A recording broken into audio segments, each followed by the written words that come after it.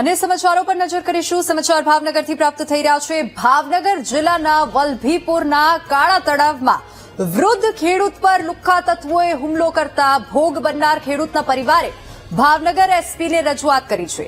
રાજુ ઉલ્વા અને નાથાભાઈ ઉલ્વા નામના બે શખ્સો સામે વલભીપુર પોલીસ સ્ટેશનમાં ફરિયાદ પણ દાખલ કરવામાં આવી છે। કાળા તળાવ ગામના સેવાભાવી અર્જુનભાઈ દિયોરાને 3 લુખ્ખાઓએ ઘેરીને માર માર્યો હતો અને આ ઘટનાનો વિડીયો પણ સામે આવ્યો છે। અર્જુનભાઈના દીકરા સુરત રહે છે અને તેઓ ગામમાં એકલા જ રહે છે। વરસાદની સિઝનમાં ખેતરનો પાડો તૂટી જતા જ તેઓ માટી ભરવા ગયા હતા અને આ દરમિયાન લુખ્ખાઓએ હુમલો કર્યો અને માટી ભરતી મજૂર બહેનોની પણ શરમ રાખ્યા વિના જ બેફામ ગાળો પણ બોલી હતી અને આ ઘટનામાં ઈજાગ્રસ્ત અર્જુનભાઈ દિહોરાને સારવાર અર્થે ભાવનગર હોસ્પિટલ દાખલ કરવામાં આવ્યા છે।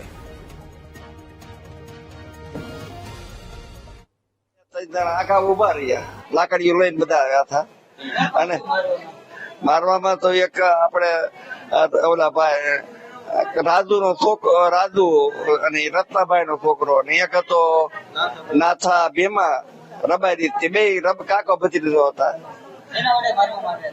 લાકડી હતી ને એક ને પાસે કોદાળી હતી પણ કોદાળી નહોતી મારી એનો હાથે મારવા માંડ્યા હતા।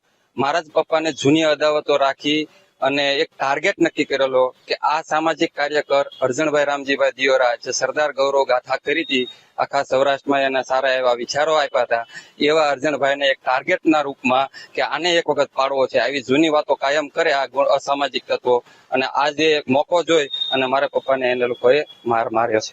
રબારી છે નાથાભાઈ, કુકાભાઈ રબારી, વિજયભાઈ, રત્નાભાઈ, આ બધા જ અસામાજિક તત્વો છે। જયારે આ પરિવારના ઘણા છોકરાઓ સુરતમાં રહે છે ત્યાં પણ હની ટેપ થી લોકોને ફસાવે છે અને ન કરવાના ધંધાઓ તેઓ ત્યાં કરે છે અને વ્યાજખોરીનો ધંધો પણ ત્યાં એ પરિવારના જ લોકો કરે છે, જે ઊંચા વ્યાજે લોકોને આપતા હોય છે। આની ઉપર ઘણી બધી એફઆઈઆરો થઈ છે, ઘણા બધા કેસો થયેલા છે, પણ છતાં વારંવાર રજૂઆત કરવાથી આવા કેસોથી તે સામાન્ય ડરતા પણ નથી અને જ્યાં હોય ને આવા ચેક ડેમની બાજુમાંથી માટી લેવાની બાબતે બે ખેતરના પડોશીઓ વચ્ચે ઝઘડો થયેલો હતો, જેમાં એક પક્ષના આરોપી મારફતે અર્જુનભાઈ દિહોરા નામના જે સિનિયર સિટીઝન છે એમને લાકડીથી માર મારવામાં આવેલો છે। આ અનુસંધાને કાયદેસરની ફરિયાદ દાખલ કરી આરોપી પકડી આરોપી વિરુદ્ધમાં અન્ય કોઈ ગુનાઓ દાખલ થયેલા છે કે કેમ તે મુજબની કાર્યવાહી હાથ ધરવામાં આવેલી છે। ભાવનગરમાં સમાજ સેવી પર હુમલાની ઘટનાના પડઘા સુરતમાં પડ્યા છે। પાટીદાર ખેડૂત પર લુખ્ખા તત્વોએ હુમલો કરતા સમાજમાં ઉગ્ર રોષ જોવા મળી રહ્યો છે। વૃદ્ધ ખેડૂત પર હુમલો કરનાર આરોપીઓ સામે કડક કાર્યવાહીની માંગ ઉઠી છે। સુરતમાં 2000થી વધુ પાટીદારોએ એકઠા થઈને રોષ વ્યક્ત કર્યો।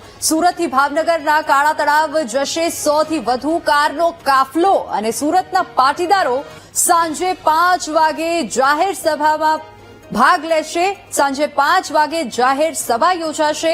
સમાજસેવી અર્જુનભાઈ દિહોરા પર લુખ્ખાઓએ જીવલેણ હુમલો કર્યો હતો, ત્યારબાદ હવે આ કાર્યવાહી થઈ રહી છે, આ રોષ જોવા મળી રહ્યો છે। સુરતમાં પણ તેના પડઘા જોવા મળી રહ્યા છે। પાટીદાર સમાજમાં ઉગ્ર રોષ જોવા મળી રહ્યો છે। આરોપીઓ સામે કડક કાર્યવાહીની માંગ ઉઠી છે। સાંજે 5 વાગે સુરતમાં જાહેર સભાનું આયોજન થશે। તમામ પાટીદાર સમાજના અગ્રણીઓ પણ એ સભામાં જોડાય તેવી શક્યતા છે અને આ મુદ્દે ચર્ચા વિચારણા થશે। આજે 100થી વધુ કારનો કાફલો કાળા તળાવ જશે। આ મહત્વના સમાચાર ભાવનગરમાં જે કાલે ખેડૂત પર હુમલો થયો હતો ત્યારબાદ હવે એના પડઘા સુરતમાં પણ જોવા મળી રહ્યા છે। સુરતથી 100થી વધુ કારનો કાફલો ભાવનગરના કાળા તળાવ જશે અને સુરતમાં આજે સાંજે 5 વાગે જાહેર સભા પણ યોજાશે। તરીકે કહું છું કે જો આવા અત્યાચારો સમય થયા તો આવતા સમયમાં સમાજના નવયુવાનો જાગૃત થઈ પછી કાનૂન હાથમાં લે તો એની જવાબદાર સરકાર હશે। કે સરકારને હું વિનંતી કરું છું કે અમારે આવા કાર્ય નથી કરવા।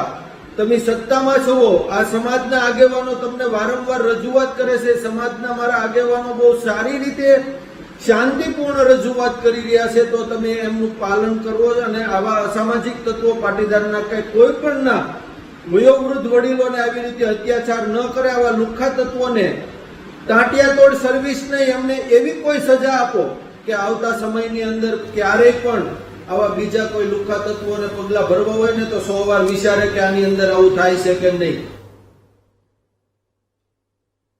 તો ભાવનગરમાં જે હુમલો કરનાર વ્યક્તિ, જે આરોપી છે, તેની ધરપકડ કરવામાં આવી છે. ભાવનગરમાં સમાજસેવી પર હુમલો થતા જ હવે તેના પડઘા સુરતમાં પણ જોવા મળી રહ્યા છે. હુમલાની ઘટનાના પડઘા હવે સુરતમાં પડ્યા છે. હુમલાની ઘટનાના આ પડઘા સુરતમાં જોવા મળ્યા. પાટીદાર સમાજમાં ઉગ્ર રોષ જોવા મળી રહ્યો છે. ગઈકાલે જે ભાવનગરમાં ઘટના બની હતી તેને લઈને આ સમાચાર છે.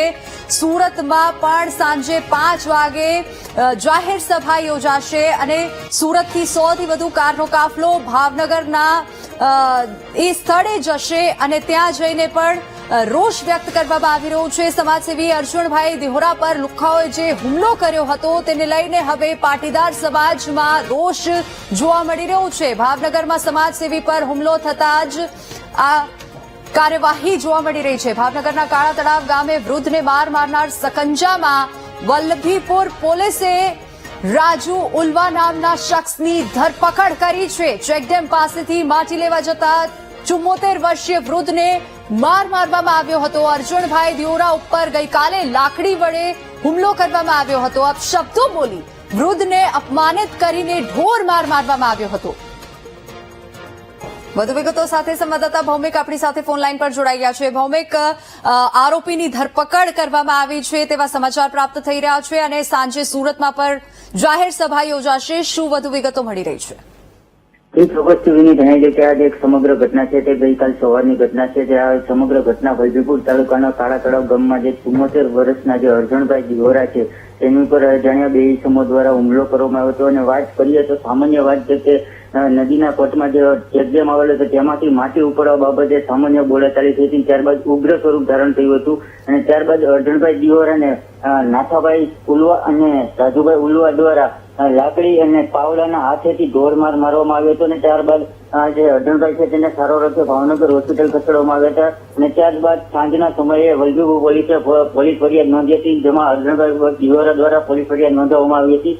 અને ગણતરીની કલાકોમાં જ તે વલ્લભીપુર મથકમાં જ તે વલ્લભીપુર પોલીસે ગણતરીની કલાકોમાં જ તે જે રાજુભાઈ ઉલવાની ધરપકડ કરી છે. અને આ ઘટનાને લઈને ભારે પાટીદાર સમાજમાં ભારે રોષ પણ જોવા મળી રહ્યો છે. અને આજ વહેલી સવારની વાત કરીએ તો આજ વહેલી સવારથી જ તે કાળા તળાવ ગામમાં મોટી સંખ્યામાં પાટીદાર સમાજના આગેવાનો અને યુવાનો આવી રહ્યા છે. કારણ કે આજ રોજ સાંજના સમયે કાળા તળાવ ખાતે જંગી મોટી સભા થવાનું પણ આયોજન કરવામાં આવી રહ્યું છે. જી ભૌમિક, આભાર સમગ્ર માહિતી બદલ.